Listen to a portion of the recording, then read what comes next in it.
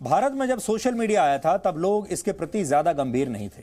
लोगों की धारणा थी कि इसका हमारे समाज पर कोई ज्यादा प्रभाव नहीं होगा, लेकिन ये सभी धारणाएं धीरे धीरे गलत साबित हो गई और आज social media main stream media की दिशा तय कर रहा है। सोचिए, सोशल मीडिया आज मेन स्ट्रीम मीडिया से भी ज्यादा ताकतवर हो चुका है और आप कह सकते हैं कि हमारे देश में ओटीटी प्लेटफॉर्म्स को लेकर लोगों की सोच वैसी ही है जैसी एक समय सोशल मीडिया को लेकर हुआ करती थी। यानी हमारे देश में लोग इसके प्रति उतने गंभीर नहीं हैं और यही बात सबसे ज्यादा चिंताजनक है। मैं आज आपको एक उदाहरण देना चाहता हूं। कुछ साल पहले तक जब सोशल मीडिया पर खबरें आती थी तो लोग बहुत गंभीरता से नहीं लेते थे।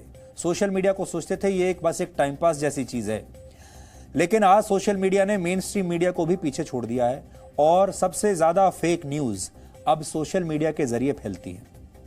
दूसरी बड़ी बात, मेन स्ट्रीम मीडिया जो है यानी देश के बड़े बड़े न्यूज चैनल्स और देश के बड़े बड़े अखबार, वो सोशल मीडिया में क्या ट्रेंड चल रहा है उसे देखकर अपनी खबरें निर्धारित करते हैं। न्यूज चैनल्स जब अपना डिबेट शो प्लान करते हैं तो वो ये देखते हैं कि आज दिन में सोशल मीडिया पर क्या ट्रेंड कर रहा है, कौन सा विषय ट्रेंड कर रहा है, और फिर उसके हिसाब से वो अपने चैनल पर उस पर डिबेट करते हैं या खबरें दिखाते हैं।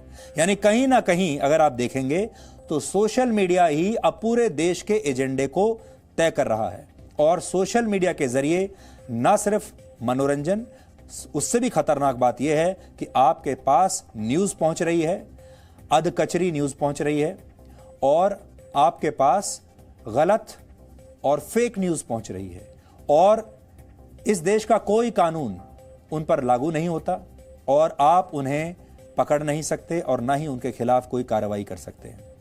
आपको याद होगा, फ्रांस में मोहम्मद पैगंबर का एक कार्टून, विवादास्पद कार्टून प्रकाशित करने पर वर्ष 2015 में शार्ली हेब्दो नाम की एक पत्रिका में उसके पेरिस के दफ्तर पर 2 आतंकवादियों ने फायरिंग की थी। 12 लोगों को, पत्रकारों को मार डाला था। इस घटना की तब बहुत चर्चा हुई थी।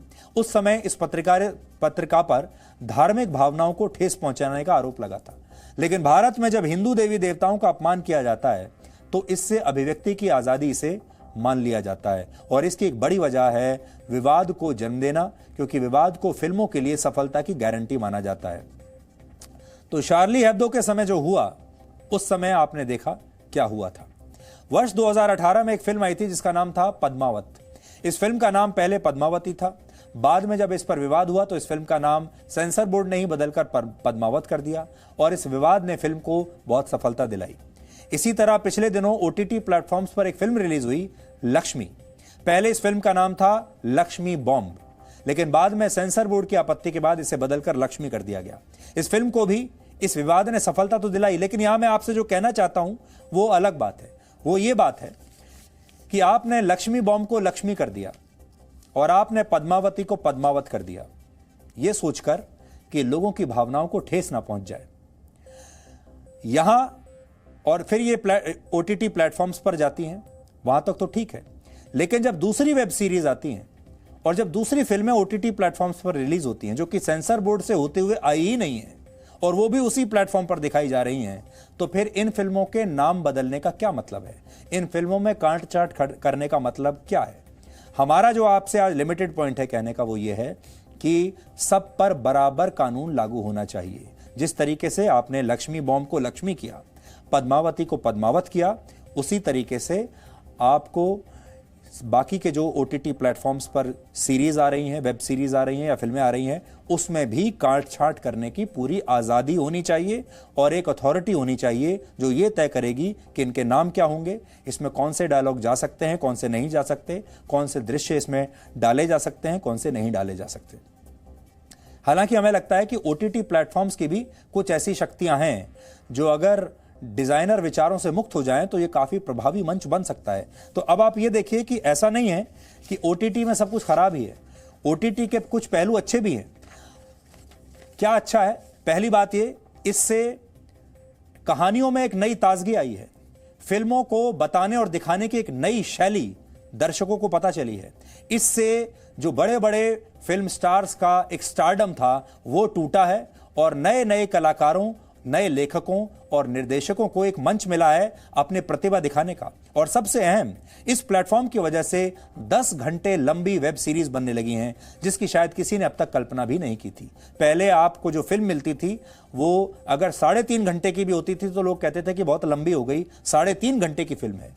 लेकिन अब लोग 9, 10, 11, 12 एपिसोड्स की वेब सीरीज देख रहे हैं। इस वीकेंड पर आपने भी देखी होंगी या वीकेंड्स पर आपने देखा होगा, आप 10-12 एपिसोड का पूरा की पूरा एक वेब सीरीज एक ही वीकेंड पर देख लेते हैं। यानी आप 2 दिन में या 1 दिन में 8 से 10 घंटे का कंटेंट आप देख रहे हैं। यानी पूरा की पूरा फॉर्मेट ओटीटी प्लेटफॉर्म्स की वजह से अब बदल गया है। इस पूरे विषय पर हमने आज मशहूर फिल्म निर्माता, निर्देशक और सेंसर बोर्ड के पूर्व चेयरपर्सन पहलाज नेलानी से बात की। वो इसे कैसे देखते हैं, आप सुनिए।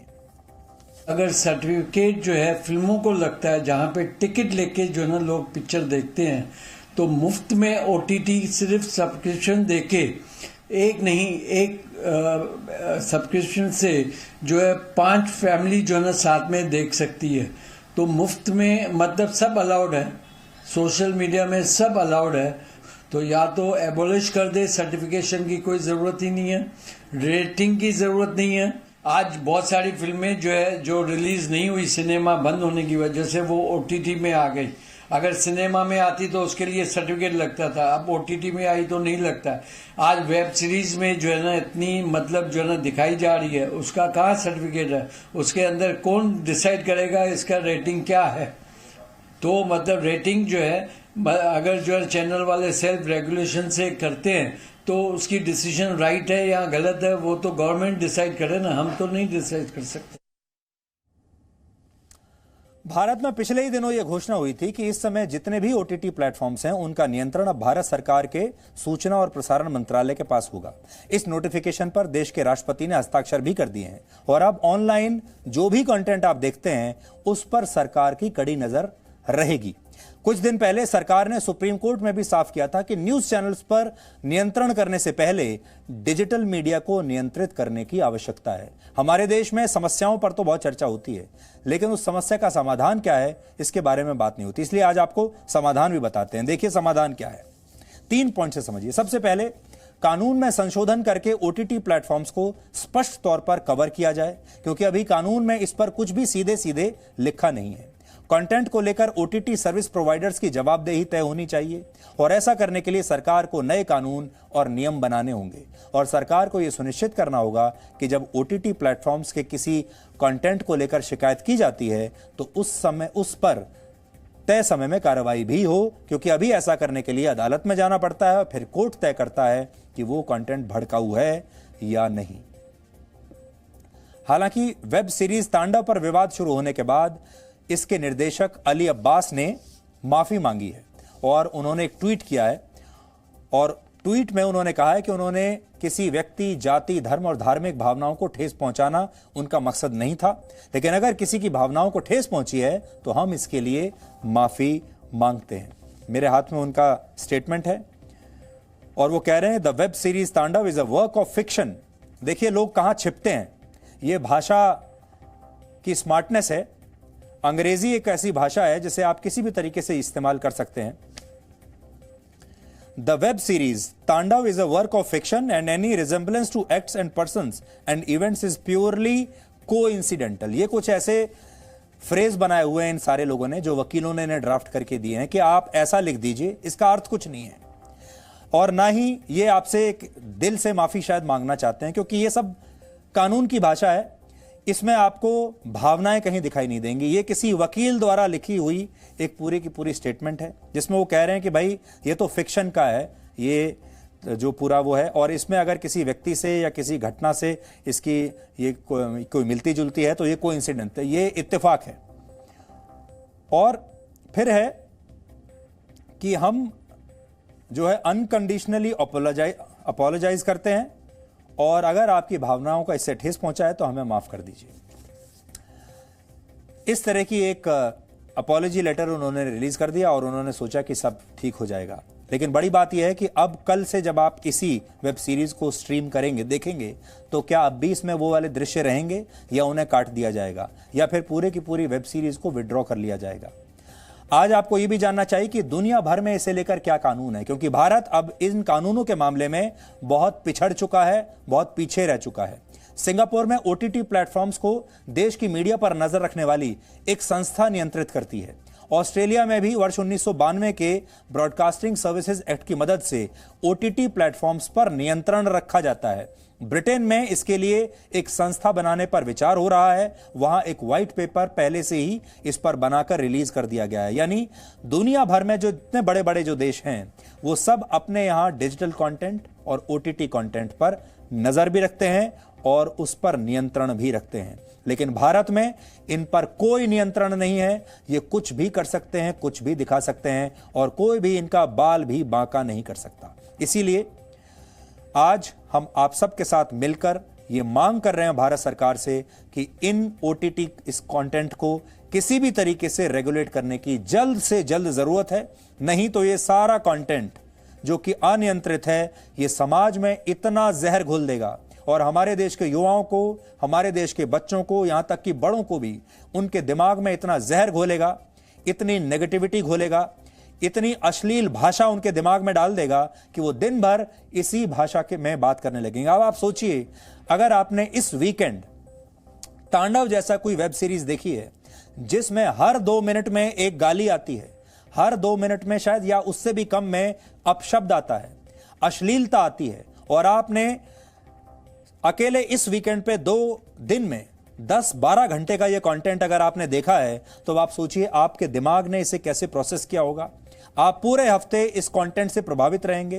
कैसे इस कंटेंट का आपकी भाषा पर असर पड़ेगा, आपके विचारों पर असर पड़ेगा।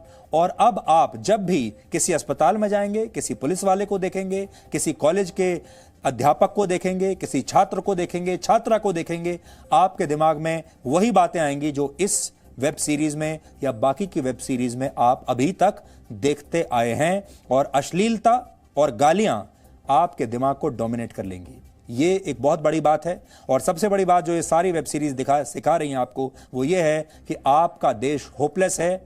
इस देश का कोई भविष्य नहीं है। इस देश के सारे इंस्टीट्यूशंस बर्बाद हो चुके हैं। इस देश में कोई इस समय सुनवाई की गुंजाइश नहीं है और हर जगह सिर्फ और सिर्फ नाइंसाफी हो रही है। और सबसे बड़ी बात यह है, एक खास धर्म पर लगातार अत्याचार हो रहा है। ये इन सब में ये बताया जाता है और हिंदू देवी देवताओं का मजाक उड़ाया जाता है। ये इनका फॉर्मूला है।